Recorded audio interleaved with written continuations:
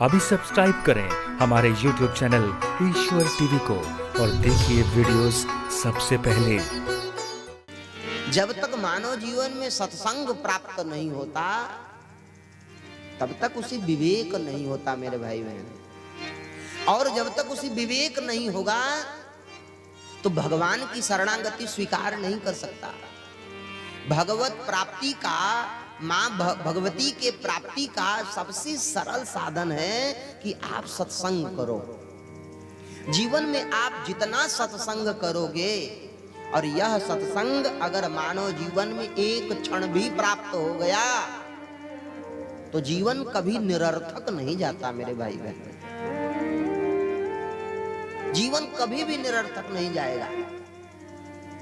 इसीलिए निरंतर सत्संग का रसास्वादन करते रहना चाहिए। जिस मानव के जीवन में सत्संग की प्राप्ति हुई है उसे प्रतिक्षण आनंद मिलता है, प्रतिक्षण सुख मिलता है। लेकिन जिसके जीवन में सत्संग नहीं मिला उसका जीवन निरर्थक हो जाता है। बंधुओं, जैसे मान लिया कि मां भगवती के नाम से, भगवती के मंत्र से जीव कृतार्थ होता है, जीव का उद्धार हो जाता है भगवती के नाम मात्र से। अगर ह्रीम मंत्र जप कर लिया, क्लीम मंत्र जप कर लिया, ऐम मंत्र जप कर लिया, किसी मंत्र को जप लिया उसका उद्धार हो जाता है। लेकिन विचार करने योग्य बात है कि अगर जो प्राणी पढ़ा लिखा न हो,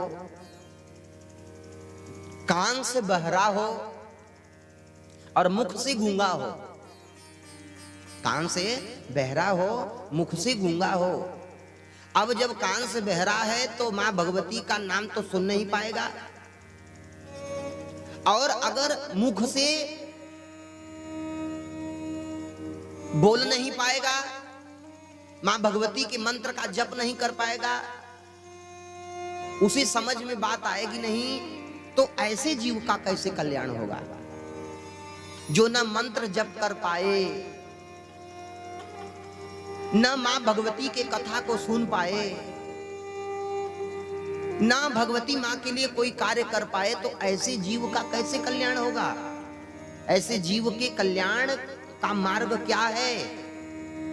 तो मेरे भाई बहन, संतों ने कहा कि ऐसे जीव के उद्धार के लिए उसे मात्र मां भगवती की एक प्रतिमा आप उपलब्ध करा दो, और मां भगवती की एक प्रतिमा को लेकर के मात्र मां भगवती का दर्शन करता रहे, मां भगवती के चरण में प्रणाम करता रहे।